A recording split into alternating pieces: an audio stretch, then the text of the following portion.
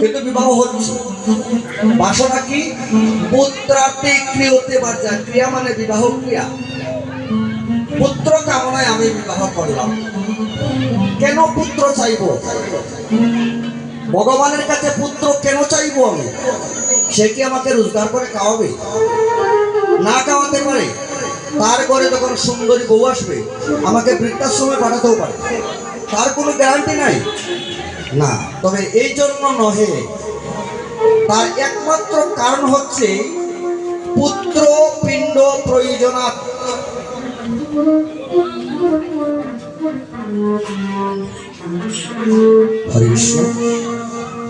ওই পুত্র যদি এই দেহ থেকে আমার প্রাণ যেদিন চলে যাবে, আমার ক্রিয়া যখন আমার পুত্র করবে, যদি ওই পুত্র পিণ্ডধারী আমার কোনো লাভ হয়, সেই লাভের আশায় আমি পুত্র কামনা করলাম ভগবানের কাছে। আমি সংসারে খাওয়ার জন্য নয়। এই জগতে আপনারা শুনেছেন কেউ অভুক্ত আছে? না, কেউ অভুক্ত নাই। কোনো না কোনো ভাবে তার আহার ভগবান যোগাইয়ে দিচ্ছে।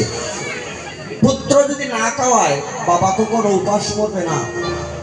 কিন্তু প্রয়োজন একটাই, পুত্র পিণ্ড প্রয়োজন। হরে কৃষ্ণ। তখন